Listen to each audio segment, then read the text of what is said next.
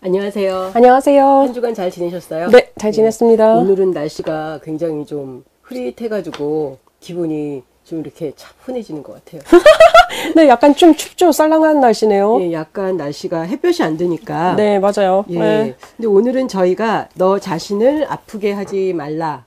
안셀름 그린 네. 신부님의 이 책을 함께 보려고 하는데요.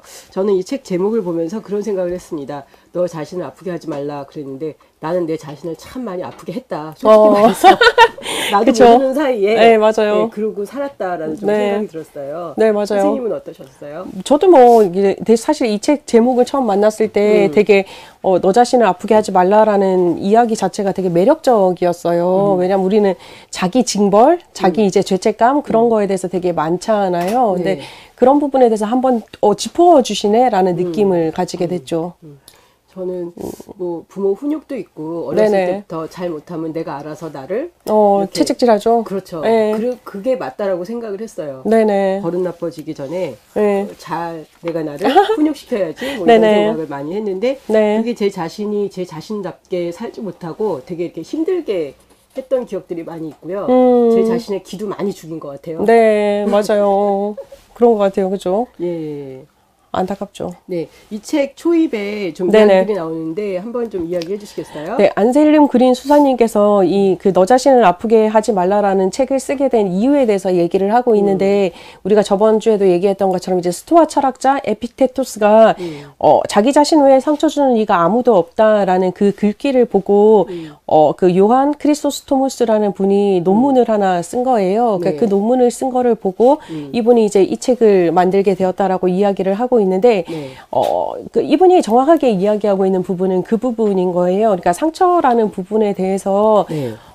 누구나가 상처를 받지는 않는다라고 이야기를 하고 있는 거예요. 왜냐하면 상처라는 것은 내가 허락하지 않으면 이제 아무도 줄 수 없다라고 생각을 하는 게 가장 기본적인 전제인 거죠. 네. 우리가 동일한 이야기를 듣고 동일한 생각을 이야기해도 어떤 사람한테는 상처가 되고 어떤 사람한테는 상처가 안 되잖아요. 그렇죠. 똑같이 들었는데. 그렇죠. 똑같은 네. 이야기를 들었음에도 불구하고 그 이유는 뭐냐? 그러면 상처를 받는 사람과 상처를 받지 않는 사람의 특징은 딱 한 가지인 거죠. 그 말이 나를 건드렸기 때문에 상처가 되는 거죠. 근데 그게 나한테 어떤 작용을 해서 컴플렉스처럼 올라오게 되니까 상처가 되었다라고 이야기를 하고 있거든요. 그런데 이제 수사님께서 머릿말에서는 그 이야기를 해요. 우리가 막을 수 없는 이제 고통도 있다라고 얘기를 해요. 그렇죠. 가령 뭐 어린 시절에 우리가 당했던 뭐 이제 폭력, 아니면 뭐 부모로부터의 폭력이든지 아니면 뭐 성폭력이라든지 뭐 등등 여러 가지 것들이 있잖아요. 네. 그런 것들은 우리가 저항해서 막을 수 없는 부분이잖아요. 그러니까 그런 부분에 대해서는 살짝 예외를 두고 있지만 그 외의 나머지 부분에 대해서는 이렇게 표현을 하세요. 그것이 상처인 것은 분명하다. 그러나 그 상처가 자라면서 계속 곱씹어지면서 곰탕 우려내듯이 내 마음속에서 우려내는 것은 내 역할이다라고 얘기를 하는 거예요. 상처를 이제 떼어버릴 수 있는 것도 나다라고 이야기를 하거든요. 우리가 어린 시절에 받았던 상처가 동일하게 커져도 계속적으로 이루어진다면 그 책임은 바로 나한테 있다라는 것을 기억을 하라라고 얘기를 하는 거예요. 그 말은 무엇이냐? 너무 이제 어찌 보면 이제 일반화시켰다라고 생각할 수도 있겠지만 우리가 떼어낼 수 있는 것은 떼어내는 게 진짜 중요하다라고 얘기를 하는 부분인 거거든요. 우리가 우리 자신을 정죄하거나 비판하거나 이런 부분조차도 우리가 우리의 모습을 얘기하는 게 아니라 어쩌면 나를 훈육했던 분들, 나를 양육했던 분들, 혹은 내 주변에 있던 분들의 이야기가 그 잣대가 되어서 나한테 하는 경우가 많기 때문에 그런 부분들은 굳이 우리가 보호할 필요는 없다라고 이야기하는 게 이제 머릿말 시작이다라고 생각하시면 될 것 같아요. 네.